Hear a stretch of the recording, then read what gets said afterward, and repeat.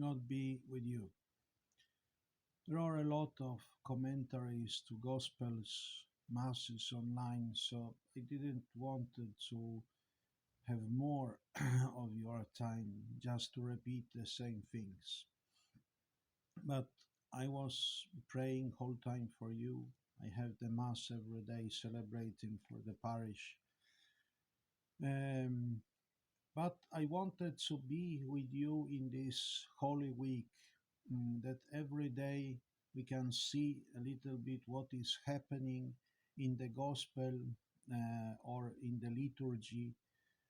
Also, to see some Hebrew feasts, how they have been celebrating, so we can prepare in this way also to this most important day of our Christian lives. This is Passover, the Easter, the feast of death and resurrection of Jesus Christ.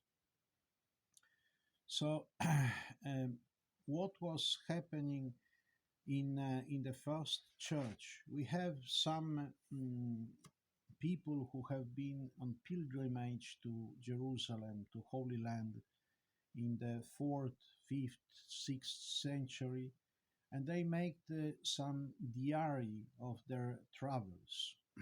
So one is Igeria, or I don't know how you read it in English, but a woman from today's Spain that she went to Holy Land. And she is describing every day what is happening, how is the liturgy in every place. So when the seventh week, seven because in the Eastern Church they were not fasting on Sundays or on Saturdays, just one Saturday, the Holy One, just before Resurrection Sunday. But so counting 40 days without Sundays, without Saturdays, so we are going 7 weeks. So when the seventh week have come, they have been meeting like whole Lent every day for all prayers. So it was around 3-4 hours of prayers in the church. And they were meeting in Anastasis. This means the resurrection in Greek. And this was the church of grave and resurrection of Jesus Christ. That was called Anastasis. So the church in Jerusalem was meeting there every day. And on the sixth day, they were meeting at Sion. Sion is the church, down there is the Catholic Church that Mary slept or was taken to heaven according to different tradition or different understanding of the same mystery. But also on Sion, we have the room where Jesus had the Last Supper. So we will talk about it more after. But they were meeting there in Sion. Um, like the other days, they were meeting in Anastasis. And of course, in every place, there was the Psalms readings of that place of that time. And when the sun began to come up on Saturday, so today, the bishop had the mass. And after this, the archdeacon, he is saying, let us be all ready at 7 o'clock in Lazarium.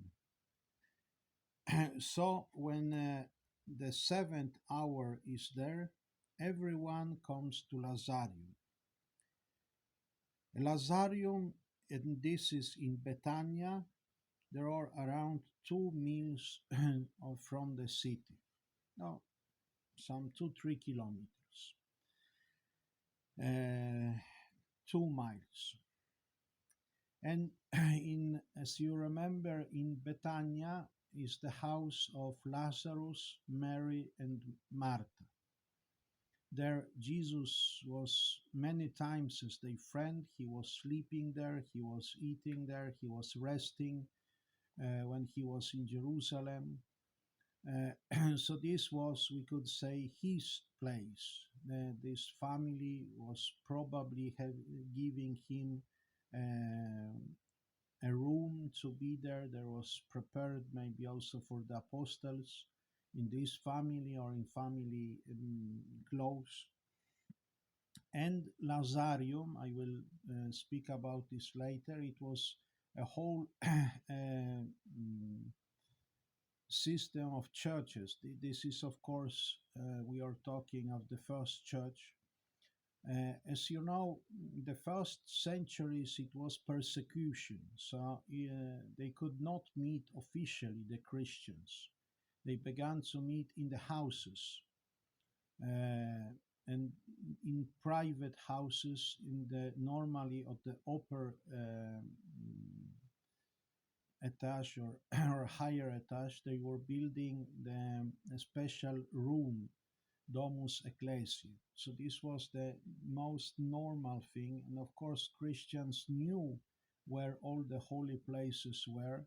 They were maybe going also there to pray, but they could not gather there in a public way. But then after Constantine make Christianity um, lawful, you could be Christian. It was not yet in 313, it was not yet the official religion of state.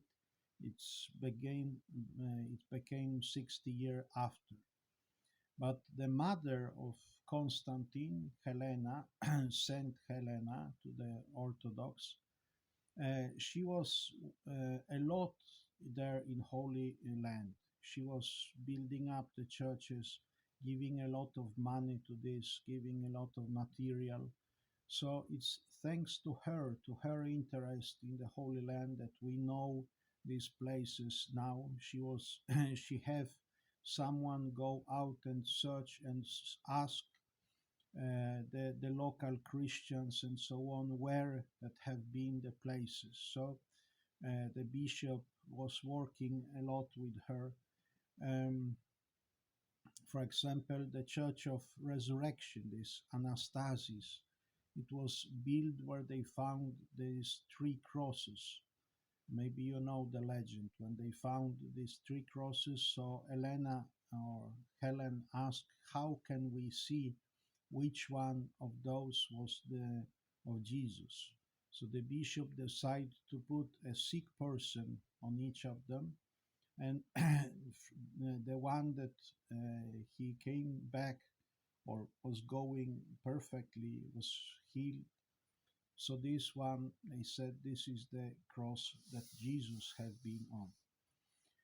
So they built also these churches, this whole complex of churches near in Bethania, and this was called Lazarus. Um, so they Saturday morning they meet there in Bethania in this place Lazarus. But on the way from Jerusalem to Lazarium, around 500 steps before Bethania, there is a church.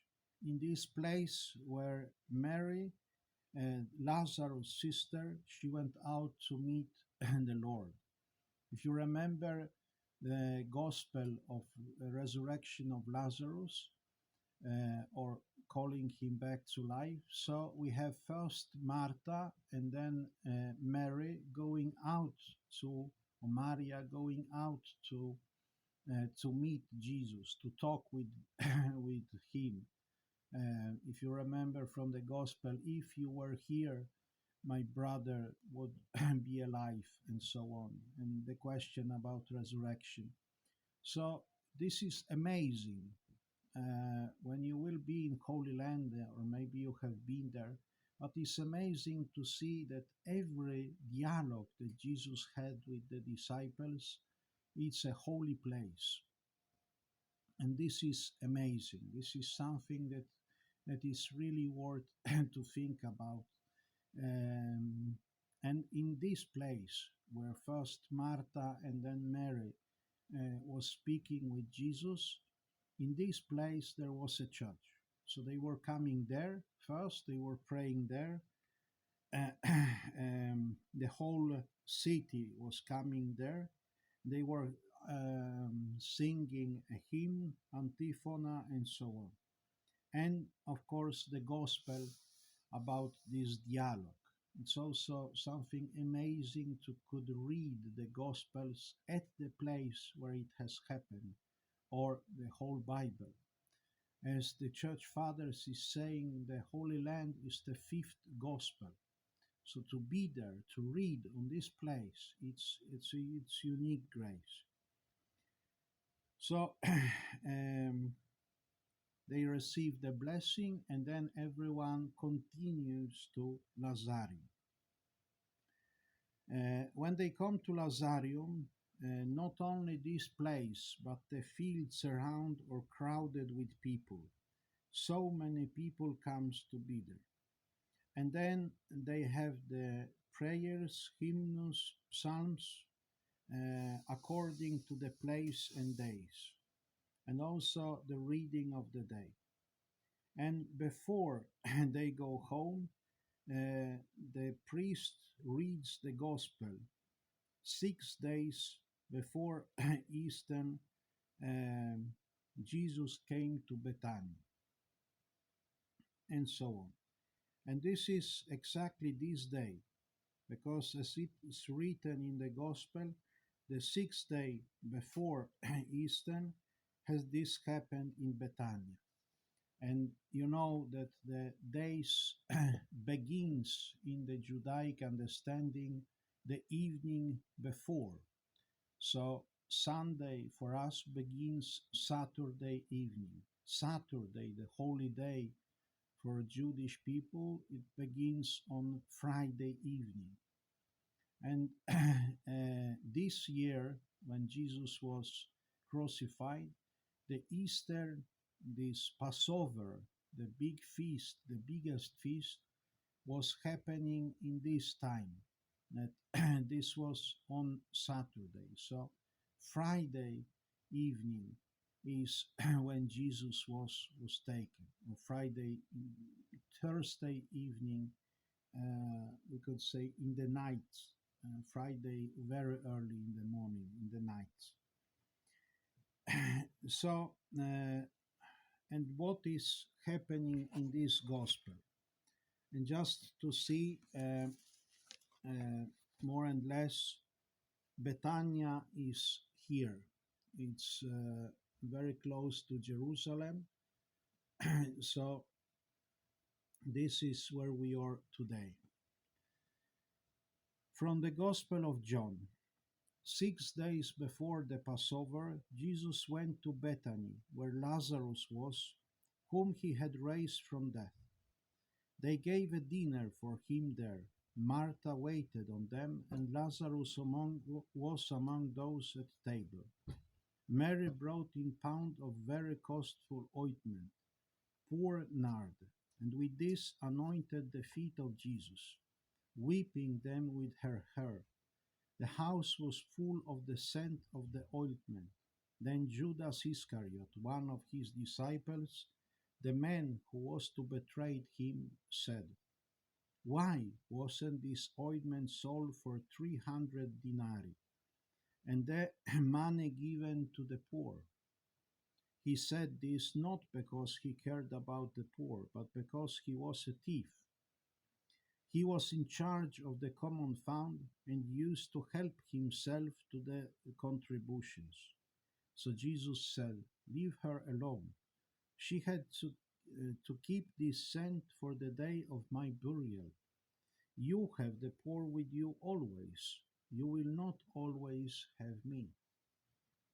Meanwhile, a large number of Jews heard that he was there and came not only on account of Jesus, but also to see Lazarus, whom he raised from the dead. Then the chief priest decided to kill Lazarus as well, since it was on his account that many of the Jews were leaving them and believing in Jesus. So, this is uh, very important, these 6 days before. And we could also say, but why this wasting of money? Why building churches? Why making them beautiful? Why giving what we have best to the Lord? Why it could be used in another way? Jesus is saying, yes, you can always use them in another way. You can always give it to the poor. But what was 300 denarii? It was around 1 year of what a normal person gained during 1 year, the salary more or less for 1 year.